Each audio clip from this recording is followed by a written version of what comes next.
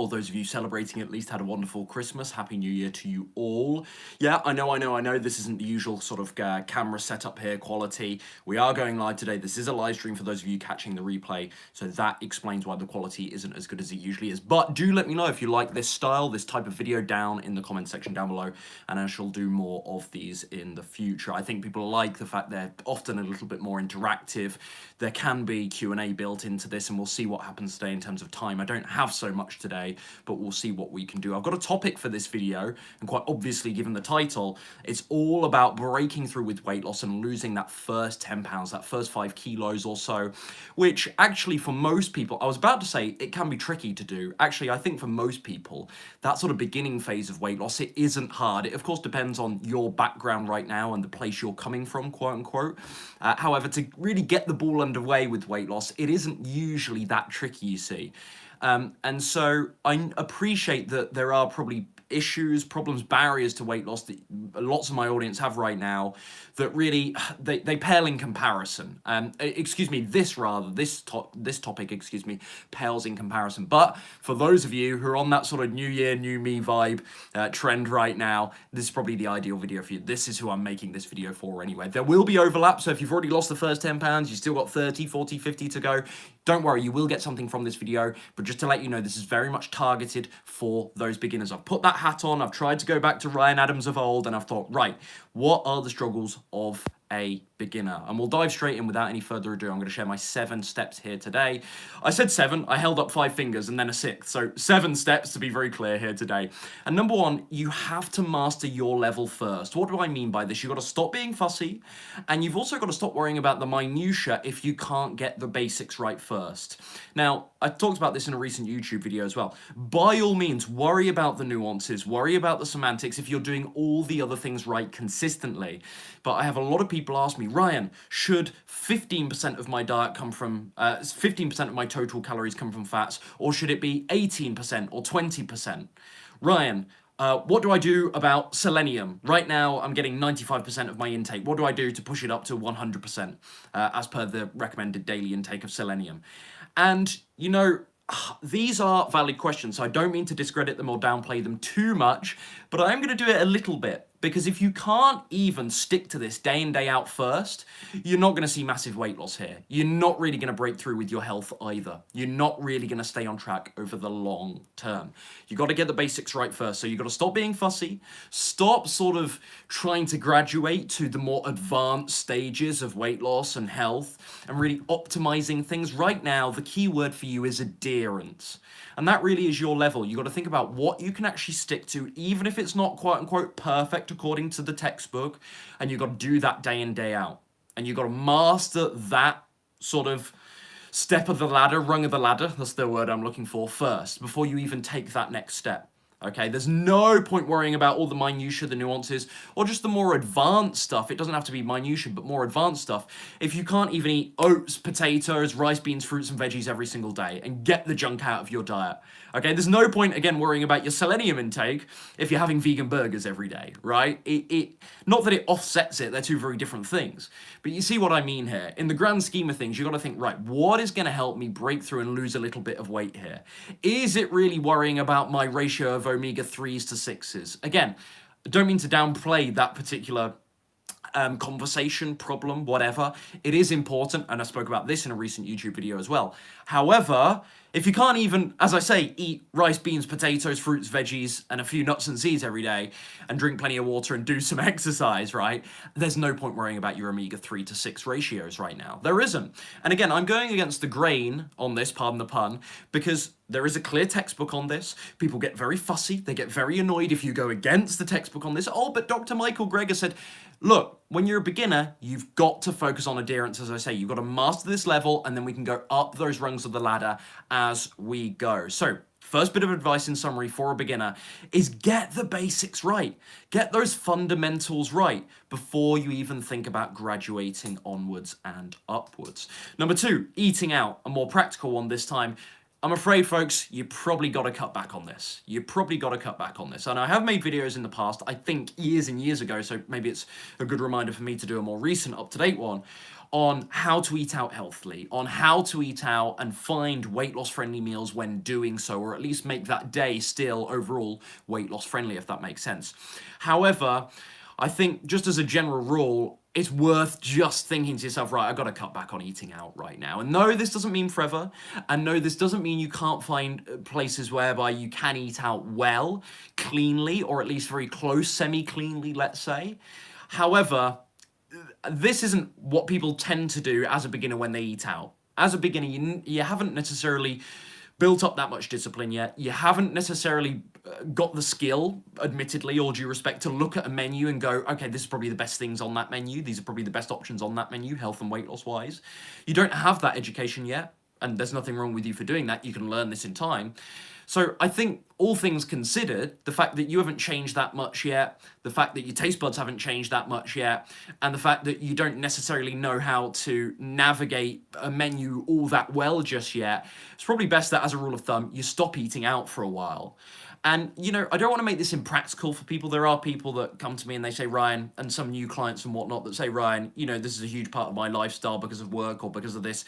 This year is obviously, or this last 12 months or so has obviously been very different for people, considering the obvious that's happened, the obvious happenings this year, in terms of social gatherings, eating out and whatnot. But let's say prior to this, there were people that would come to me and they'd say, right, listen, I got to eat out a couple of times a week. It's because of work or it's because of this, or I have it in meetings, blah, blah, blah, blah, blah. It's a really important part of my family or social life.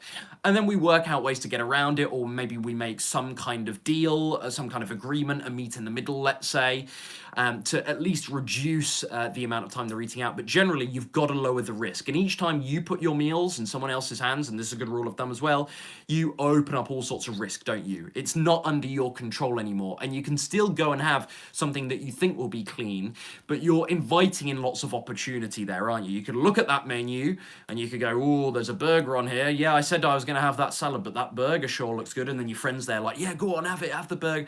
And then the wine comes out and the beer or whatever. Maybe I'm getting carried away. Maybe that's not the case for you, but I see this quite often. So my advice to you guys would be that you actually go into a bit of sacrifice mode with this right now and you stop eating out for a while. Again, this isn't forever. You can introduce it again later on when you trust yourself in that sort of environment, when you know that you can make better choices, or when you know you're a lot, nearer your weight loss goal and you've got that first little bit of weight underway and you've really managed that and protected that rather than being very risky with that. Or at least maybe when you get to your weight loss goal and you do naturally have a little bit more leeway, okay?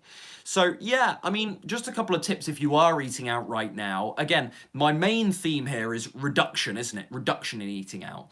But if you are eating out right now and you're agreeing with me that you need to cut it down, you are willing to cut it down and you're going to do that, but you still need to eat out or find yourself in situations whereby it's easier sometimes to eat out, two big tips: go for the soups and go for the salads. That's where you go on the menu, the soups and the salads. Now, the only problem here is that some of these things, some of the items you'll find in these parts of the menu might be a bit light, and they might not be calorific enough to fill you up. And then we are in trouble, because when you're physically hungry, then you're going to be reaching maybe for something quite calorific if it's been extended for a long period of time. So we've got to be careful with this too, but the soups and salads are a good option. Side dishes, you can get your baked potato there, you can have some collard greens, you can have a bit of this, a bit of that. If you can't get anything great, then go for those wedges, potato wedges. Yeah, they'll be a bit oily, and maybe some vegetables. Okay, it's not a great meal, it's a bit oily.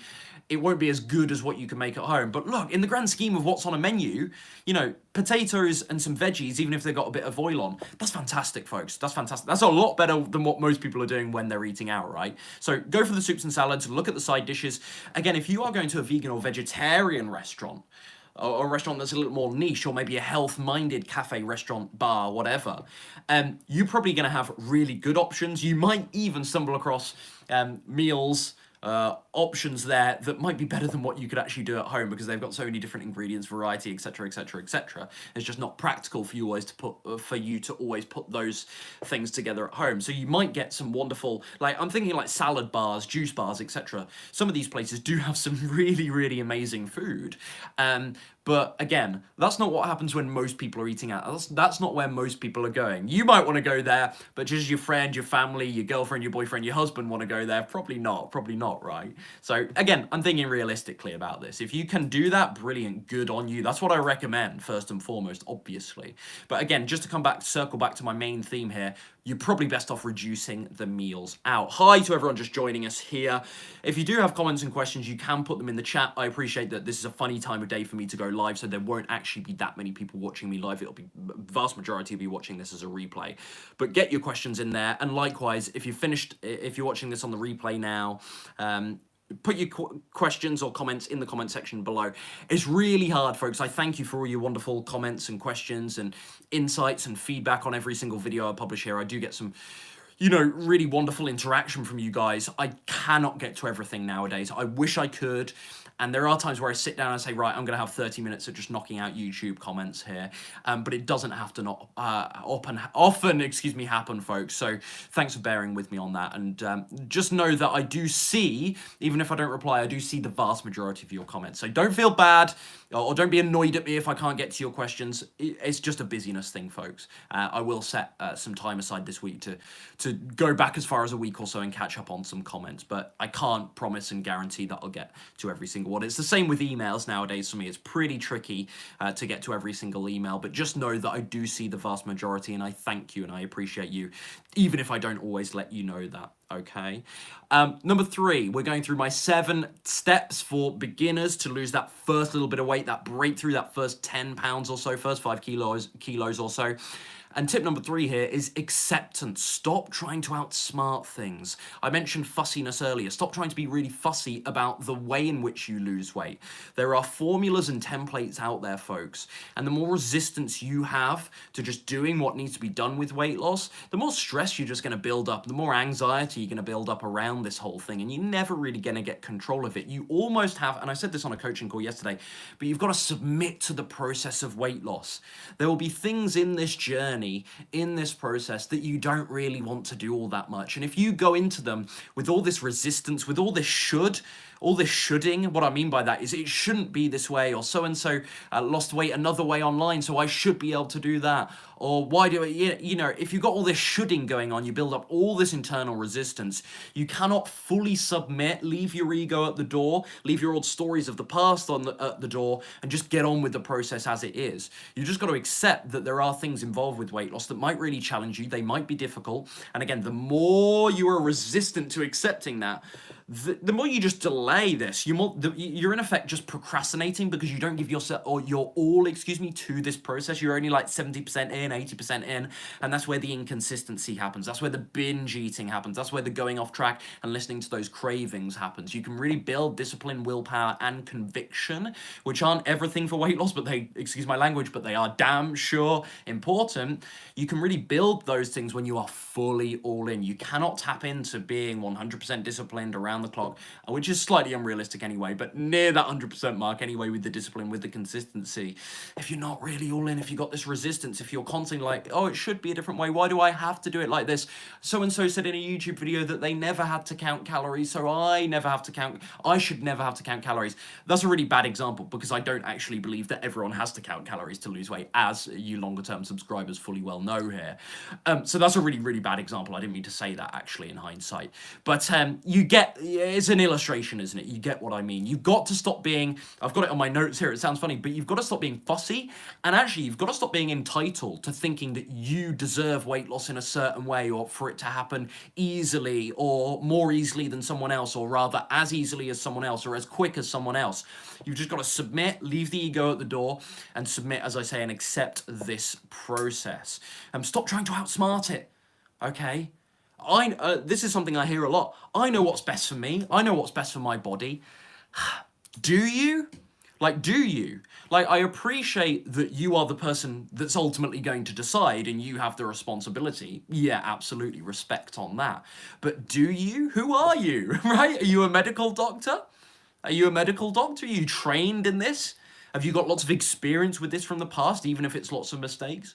If you're a total newbie, how could you even, and this is a strange thing to challenge people on, but how could you even trust yourself? in your decision making with this, because it's not your area of expertise. And that's why, of course, maybe this is obvious advice to you folks, because that's why people come on YouTube and they seek advice from people with the results they desire, or look for people with credibility in a certain area and whatnot. So yeah, maybe this is pretty redundant advice to those watching this video. It's quite ironic, me saying this to people that are on YouTube actively looking for help. But you get what I mean here. Stop thinking you know best. Okay, why do you think you know best for you? Why? Right? And I think most people know this, so I don't need to drone on and on and on about it here. But just accept and submit to this process. This will be a lot easier. And by the way, you know, I'm making maybe this whole weight loss stuff sound like a really grueling chore. I mean, when it comes to the first 10 pounds, 5 kilos or so, it's really not. It's so easy. But there still is this acceptance that, look, I've got to change. Maybe that's what we talk about with acceptance here. I've got to change. Enough is enough of these old habits. You've got to let them go. If you can't let them go, if you can't accept that you need to change, you're in real trouble as well. So all in all, I think this acceptance thing, I know it's a bit flim-flammy, a bit lingo-y, a bit woo-woo almost, but it is really important. It just changes. It's like a flick that gets switched in your mind when you're just like, okay, I've got to do stuff here that I don't really like the idea of and I never envisaged doing to make this happen.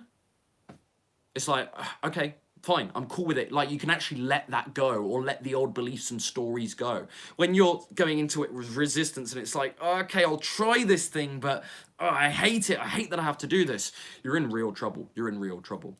Number 4 out of 7 steps for beginner weight loss here, folks. Thank you for joining me here live right now. Understand, this is important, and this sort of segues nicely from the previous point on acceptance. Understand the difference between perceived restriction and actual restriction. Again, spoke to a client about this yesterday. There is a difference between being genuinely restricted on a diet, and there's several different sort of interpretations. I mean, there's one definition of restriction, but several different frames we can put this in, or boxes we can put this in and analyze it from a weight loss perspective, and I'll get to those shortly. But there is genuine actual restriction, and there is just your mind thinking that you are being restricted. And these are two really different things, and it's actually quite hard to, as you can imagine, distinguish between the two. But it is something I need to talk on here because it's really, really important.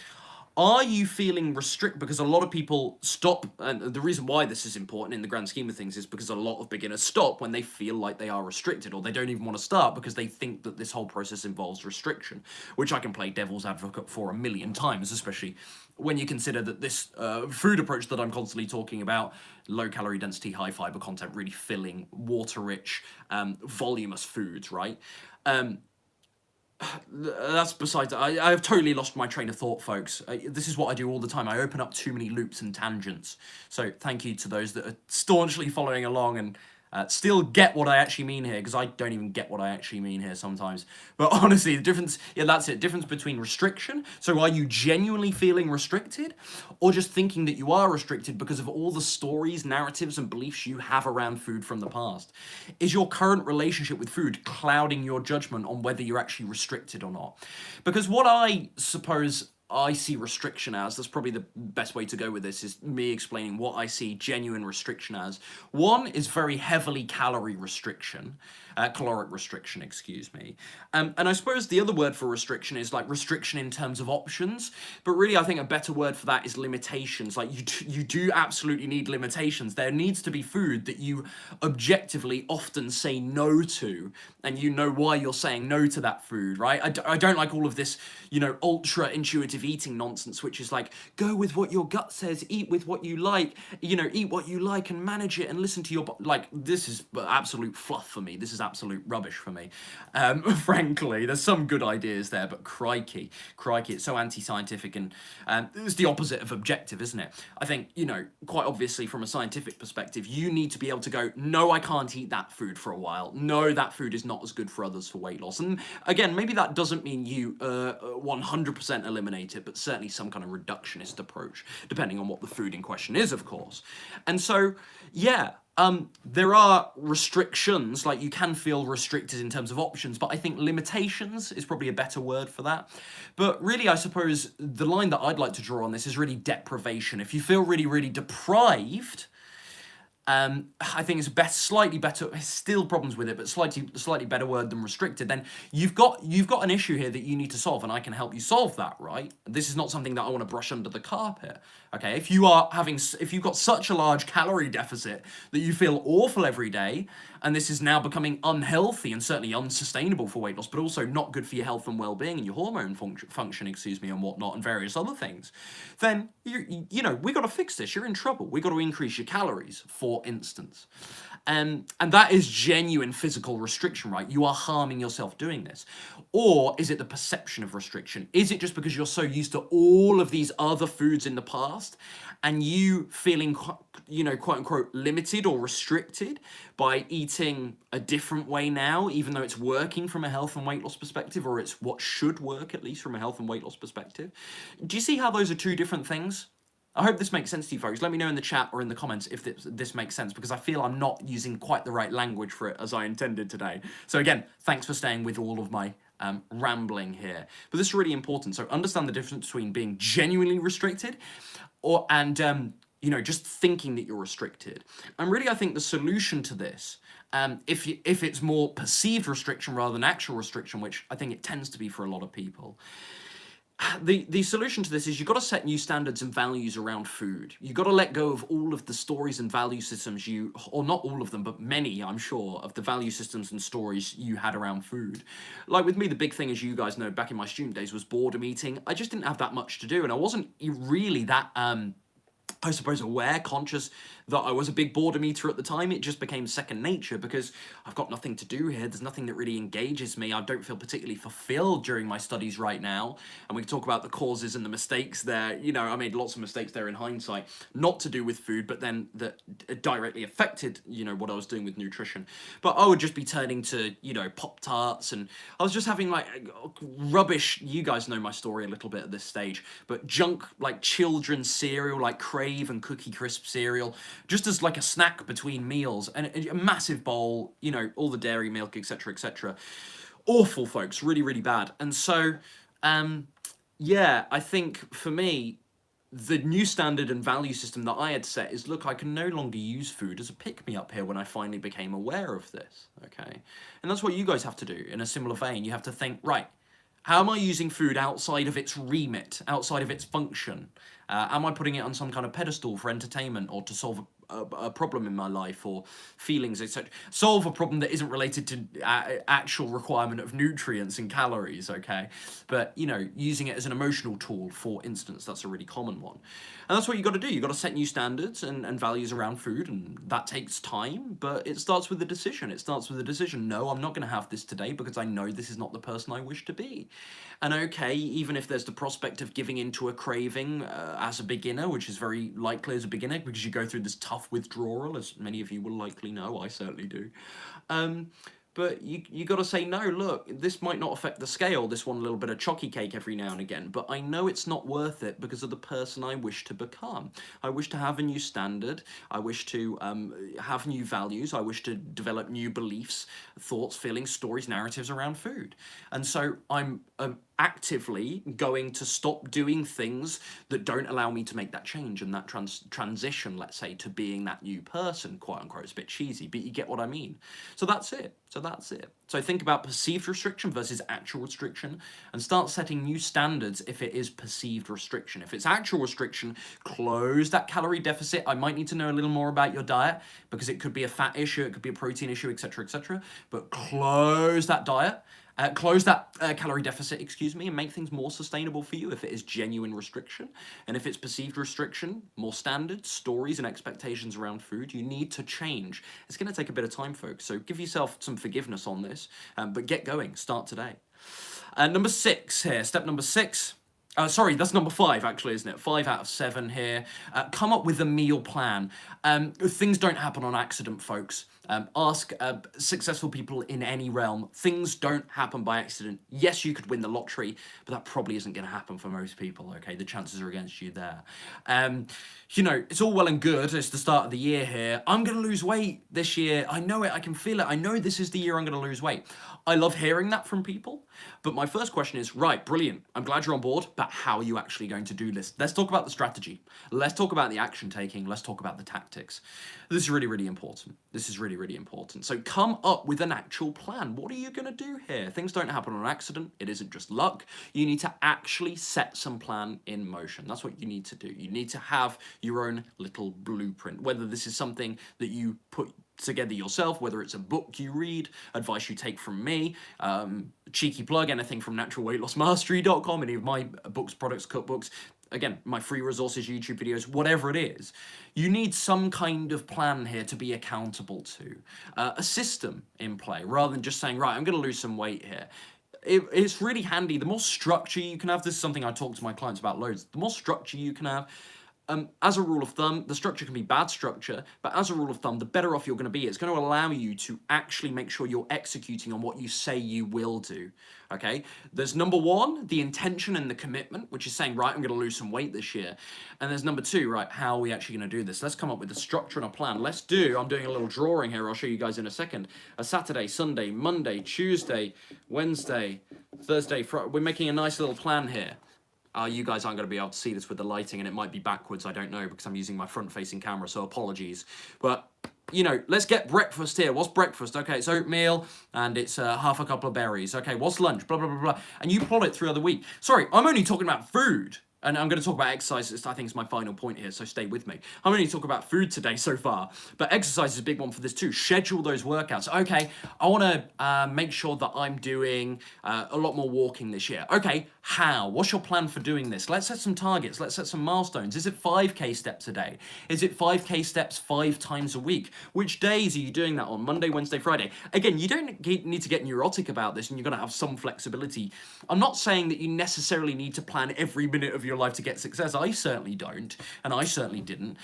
But some semblance of a system, of a plan to actually make this happen is really going to help you. And you might, I think a lot of people have a bit of naivety around this. They think because they know what to do that it automatically will happen. And there's a lot of you, you're probably nodding your head as you hear me say this, because it's like, yeah, brilliant, okay, but there's some sort of arrogance there thinking that you don't still need some kind of action-based system to make sure that it actually happens. That's really important. I remember when I first transitioned to plant-based and vegan, one thing that actually made it really, really easy for me to start losing weight and to start transitioning very easily, more or less straight away, there was a brief period and I wasn't perfect, but more or less straight away was that I was really good with Tupperware containers. I was really good with planning meals. I was really always, for years, and even before I made that change, for years and years and years, when I was trying to get my health together, albeit with lots of mistakes along the way. Happy New Year to you, whoever just commented that in the chat. Sorry, I didn't catch your name. But for years and years and years, I was doing like grocery lists before I went to the supermarket. I remember going into Sainsbury's back in my student days on a bit of paper or the notes app on my phone. And yeah, just making sure, even though actually in hindsight, some of the stuff that was on those shopping lists in the past was atrocious for me. You guys know my story already, but lots of you do. But yeah, this was all good practice actually. This was all good preparation actually is probably the better word.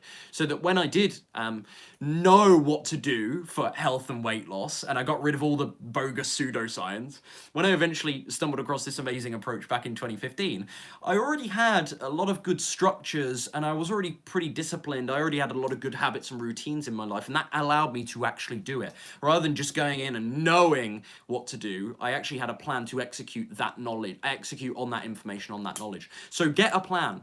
So I think the most obvious example of this is a meal plan. Write it out for the next 7 days. You don't have to do this forever, but if you are a beginner, create something that is a structure that allows you to think ahead of time. That means that you can make sure you've got all the right groceries in. Make sure that, you know, when a craving comes up at 4 p.m. or someone asks you to dinner at 5 p.m. after work, hey, do you want to grab a drink or a burger after dinner? You're like, no, it's rice and beans night, baby. Like, yeah, you've got that go-to. You've got that structure. Just something, again, that won't, just having a plan, that's not going to stop you in the moment if the craving is overwhelming and you feel weak. If you have that combination of a really strong craving and you feel weak, it's going to happen. But you can use this as a way to talk yourself out of bad decisions, to think ahead of time rather than doing things impulsively on a whim. Structure, structure, structure. I talk about it all the time, but it's so important. So come up with a plan. Remember, you know, good stuff doesn't tend to happen on accident. So yeah, find out a plan. I want to lose weight this year, Ryan. This is going to be my year. I've heard this a lot, folks. My response is, okay, brilliant, but how? Let's talk about how you're actually going to follow through on this. Let's talk about how we can hold your feet to the fire here. Number 6, stop being scared of fruit. Fruit is one of the best food groups for weight loss. It is utterly amazing. Vitamins, mineral, low calorie density on the whole. There are some exceptions. High water content. Not just from a weight loss perspective, but also life-giving food. Isn't it wonderful? Doesn't it make us feel great? Full of those natural sugars, and as I say, great nutrient profile, great nutrition profile, water content as well. Sorry, I said that several times, but water content as well in terms of the life-giving nature of it, okay? Just stuffed with water, stuffed with goodness. It just makes us feel wonderful, hydrating, filling, satisfying, energy-giving food. I just think fruit is one of the best foods for weight loss, and just one of the foods that there's the most misconceptions about. Excuse my floppy hair here, folks, but the most misconceptions about, and that's why I've sort of singled it out today. I could talk about whole grains, couldn't I? I could talk about potatoes all day long. I've done that enough.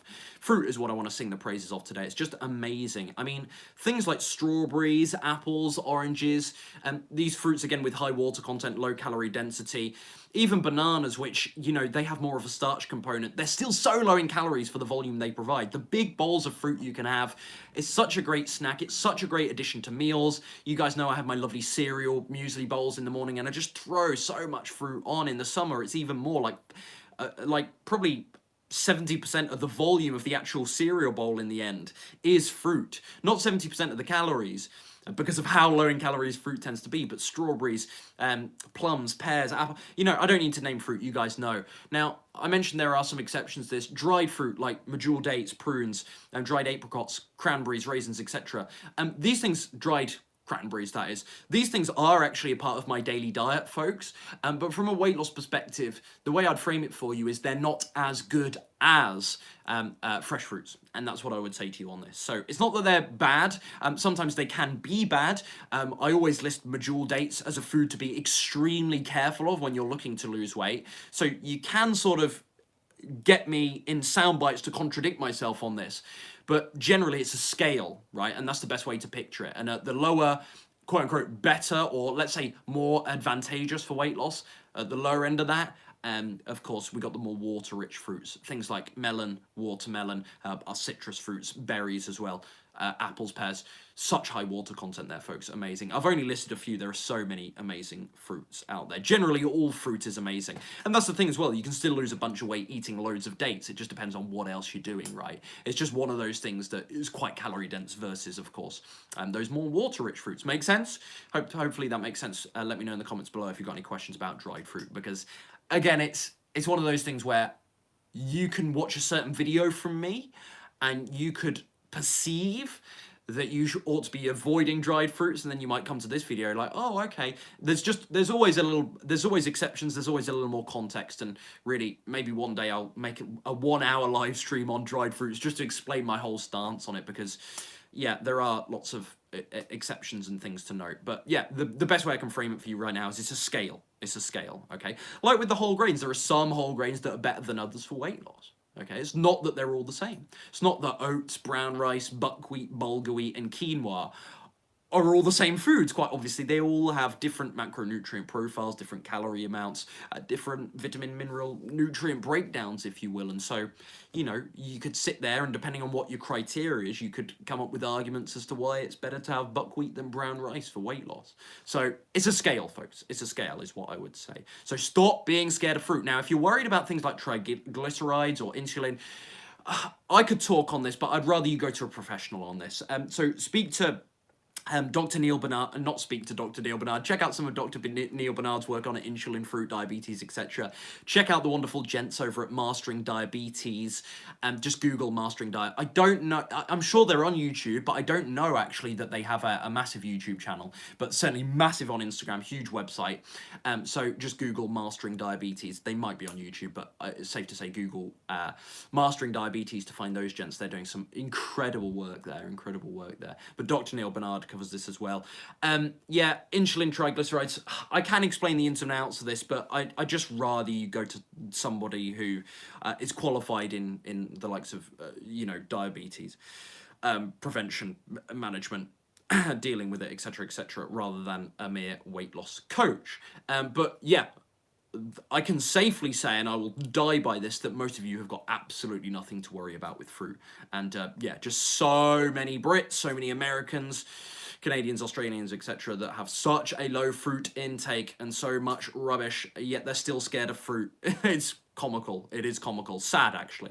Sad. So stop being scared of fruit. It can really help you. And this is at all stages of weight loss. But it's worth really highlighting for beginners because there's so many misconceptions out there about sugar. And let's get one thing straight on this sugar stuff. This is natural sugars that come with the fiber, okay, that come with the vitamins, minerals and whatnot, that come with the water in fruit. This is not sugar in fizzy drink. This is not added refined sugar in fizzy drinks. My stance on added refined sugars is slightly different. Let's get into that one a different time, another time, but that's slightly different. But these are natural whole food sugars. Let's also remember that everything, this is a really bad argument, but it just frustrates me so much that people have such a sugar phobia when everything gets broken down into sugars anyway. But anyway, that's actually a bad argument. Let's come to that another time. Number 7, final step here, folks. If you're looking to break through with weight loss, lose that first 10 pounds, the 180 minutes of low to moderate intensity exercise per week. Again, this is a benchmark. It's a rule of thumb. Lots of exceptions for this. This doesn't mean that it will guarantee weight loss. If there's some of you that write me in 4 weeks and go, Ryan, I did that 180 minutes of low to medium intensity exercise, I didn't lose any weight, it's all your fault. Well, I need to know, it's contextual. I need to know a lot more about you, what else you're doing, what you're doing food-wise. But I think a good rule of thumb and something that is very realistic and doable for people, even if you're extremely overweight right now, is 180 minutes of low intensity. I say low to moderate first time, didn't I? But maybe let's say low intensity exercise per week. Walking, yoga, Pilates, Zumba. Again, you can make all of these things very intense. You can walk slowly on flat, or you can walk uphill and you can try and walk it with some gusto, right? One of those is going to spike up the heart rate to a much greater degree, burn more calories. I'll let you guess which one it is, right? Same with yoga or Zumba or whatever. You could do hot yoga and you could really be pushing yourself in that session. You could do a 30-minute session or you could do a 2-hour session, right? So, you know, you can really control and dictate the intensity of a workout is what I'm saying. But generally speaking, those things like walking, yoga, you could even call something like light jogging, very light jogging, or maybe a walk jog type hybrid thing if you're very new to running. That might be something you class as low to medium as well. But 180 minutes per week, it's a nice benchmark to shoot for. That's it, folks. Those are my 7 steps. I've got so much more for you. Make sure you check out my other videos. But if you are looking for an A to Z guide on how to finally break through with weight loss and lose that first bit of weight using this vegan, plant-based approach, check out my weight loss starter bundle over at naturalweightlossmastery.com. It's linked below. Or just head over, as I say, to naturalweightlossmastery.com. That's naturalweightlossmastery.com. It's called the Ultimate Starter Bundle. There's 4 of my best-selling products there in one bundle. Each of those tackles a different thing. You've got the 21-day accelerator meal plan there. I spoke about meal plans earlier, which tells you exactly what to eat, when to eat, and how to adjust it for you. 2, you've got my cookbook, Help I'm Hooked on Plants there. That's my first cookbook, so you've got lots of recipes to arm yourself with. The meal plan itself does have recipes included, but extra recipes there, of course. Then you've got my book, Mind Mastery for Weight Loss, which is going to help you tackle the mental and emotional side of weight loss. This is something that's often neglected. And then the final thing you get there is my book, Natural Foods, The Only Diet You Need, which is basically my nutrition blueprint to start losing weight, okay? It does also have recipes in there, but it's not a recipe book, if you know what I mean. It does have 25 recipes, or 25 plus. I think it might be near 30 recipes in there nowadays. Breakfast, lunch, dinner, snacks, etc. Dips, condiments, sauces, and so on. But great place to start. All of these 4 products in one discounted bundle. That's my weight loss ultimate starter bundle. So check that out by clicking the link below or head over to naturalweightlossmastery.com. It's a great resource to get you started. Aside from that, check out my other videos here, my other meal plan videos, one of my books with one of my videos is, that's got around, I don't know, I can't remember how many views, but it's one of my top viewed videos right now, and it's the complete guide. It's about 25-30 minutes long, where I walk through a whole meal plan for you, the food groups you need to think about, and various other tips too in terms of supplementation, etc., etc. So you check out that video.